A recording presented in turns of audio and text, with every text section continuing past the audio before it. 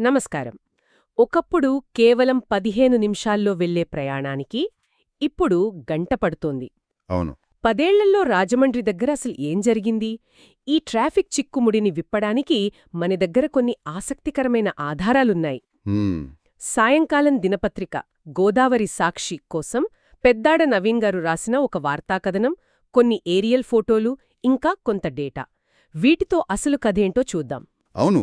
ఈ ఆధారాలు మనల్నొక పెద్ద కథలోకి తీసుకెళ్తున్నాయి. విశ్లేషకులు రాజమండ్రి దగ్గర జాతీయ రహదారి 16ని ఉపగ్రహం నుంచి చూస్తే ఒక గొలుసుకి గట్టిగా ముడిపడినట్టు ఉందని వర్ణిస్తున్నారు. ముడిపడినట్టుగానా? అవును. ఆ ముడి ఎలా పడింది, దాని వెనకున్న కారణాలేంటి, అసలు కథేంటో కాస్త లోతుగా చర్చిద్దాం. సరే, ముందుగా రాజమండ్రి పరిస్థితి చూద్దాం.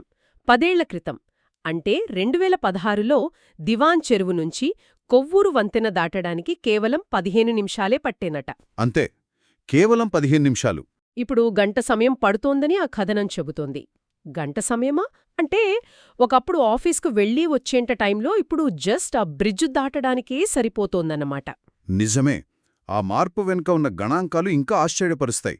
గత 10 ఏళ్లలో రాజమండ్రి చుట్టుపక్కల ప్రాంతాల్లో వాహనాల సంఖ్య 120% పెరిగింది. 120%? మన దగ్గరున్న ట్రాఫిక్ మ్యాప్ను చూస్తే NH16 మీద తీవ్రమైన రద్దీ అని ఎర్ర రంగులో స్పష్టంగా కనిపిస్తోంది. అంటే సగటు వేగం కూడా పడిపోయి ఉంటుంది కదా? బాగా పడిపోయింది. ఒకప్పుడు గంటకు 80 కిలోమీటర్ల వేగంతో వెళ్లే వాహనాలు ఇప్పుడు అదే హైవే మీద సగటున 12 కిలోమీటర్ల వేగంతో నత్తనాడకన వెళ్తున్నాయి. మరి హైవే మీద ఇంత జామ్ అయితే ఆ వాహనాలన్నీ ఎక్కడికి వెళ్తున్నాయి? డ్రైవర్లు గంటల తరబడి అక్కడే ఆగిపోతారా? అక్కడే అసలు సమస్య మొదలవుతోంది.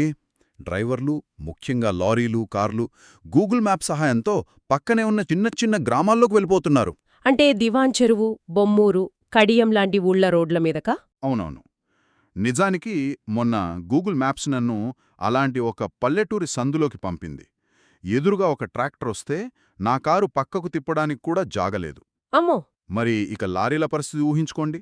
ఆ గ్రామస్తులకు ఎంత నరకంగా ఉంటుందో. ఆ రోడ్లు అంత బరువును మోయలేక పూర్తిగా పాడైపోతున్నాయి. అంటే హైవే మీద సమస్య ఇప్పుడు గ్రామాలకు శాపంగా మారుతోందన్నమాట. కరెక్ట్. ఈ పరిస్థితి చూస్తుంటే ఇది కేవలం ఒక వంతెన దగ్గరి సమస్యలా అనిపించడం లేదు. మన దగ్గరున్న ఏరియల్ ఫోటోలు కూడా అదే కథ చెబుతున్నాయి. అవునా? ఫోటోలు చాలా స్పష్టంగా ఉన్నాయి. 2016లో పచ్చని పొలాల మధ్య ఖాళీగా ఉన్న ఈ రోడ్డు ఇప్పుడు జనారణ్యం మధ్య వాహనాలతో కిక్కిరిసిపోయి కనిపిస్తోంది. బహుశా ఇది రాష్ట్రం మొత్తం పరిస్థితికి అద్దం పడుతుందేమో. ఖచ్చితంగా. రాజమండ్రి కేవలం ఒక ఉదాహరణ మాత్రమే. దీన్ని మనం రాష్ట్రవ్యాప్త చిత్రంలో చూడాలి. 2016లో మన రాష్ట్రంలో 90 లక్షల వాహనాలుంటే 90 లక్షలా? అవును. 2026 నాటికి ఆ సంఖ్య 1,60,00,000కు చేరింది. అంటే దాదాపు రెట్టింపయ్యాయి. కాని రోడ్ల విస్తరణ ఆ స్థాయిలో జరగలేదు. అందుకేసే సమస్య. ఫలితంగా రాష్ట్రంలోని జాతీయ రహదారులపై సగటు వేగం గంటకు 70 కిలోమీటర్ల నుండి 40 కిలోమీటర్లకు పడిపోయింది. విజయవాడ, గుంటూరు, విశాఖపట్నం, విజయనగరం మధ్య కూడా ఇదే పరిస్థితి. మరి దీనికి పరిష్కారం ఏమిటి? రోడ్లను వెడల్పు చేస్తే సరిపోతుందా? అది మాత్రమే సరిపోదు. రాజమండ్రికి గోదావరి మీద మరో 6 వరుసల వంతెన, ఫ్లైఓవర్లు ఎలా అవసరమో రాష్ట్రవ్యాప్తంగా కూడా ఆధునిక పరిష్కారాలు కావాలి. ఆధునిక పరిష్కారాలు అంటే?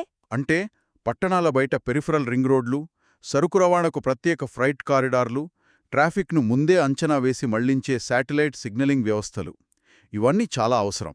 అయితే వీటన్నిటికీ చాలా సమయం పడుతుంది కదా? అవును. కాని అన్నింటికన్నా ముఖ్యంగా మనం ప్రజా రవాణాను ప్రోత్సహించాలి. అంటే రాజమండ్రి ట్రాఫిక్ కథ మనకు చెప్పేది ఒక్కటే. మన అభివృద్ధి వేగం మన రోడ్ల సామర్థ్యాన్ని దాటిపోయింది. ఇది కేవలం ట్రాఫిక్ జామ్ కాదు, ఇది మన ప్రణాళికలో ఉన్న లోపం. సరిగ్గా చెప్పారు. ఈ జామ్లో చిక్కుకున్నది వాహనాలు కాదు, మన ఆర్థిక ప్రగతి. ఈ మొత్తం చర్చ మన ముందు ఒక ముఖ్యమైన ప్రశ్ననుంచుతోంది. మనం కొత్త రోడ్లు, వంతెనల గురించి మాట్లాడుకున్నాం కానీ అసలైన మార్పు మన ప్రయాణ అలవాట్లలో రావాలా? ఆసక్తికరమైన ప్రశ్న. భవిష్యత్తులో మన ప్రయాణం సాఫీగా సాగాలంటే పరిష్కారం కేవలం కాంక్రీట్ నిర్మాణాల్లోనే ఉందా, లేక మన ఆలోచనా విధానంలో కూడా ఉందా? ఏమంటారు?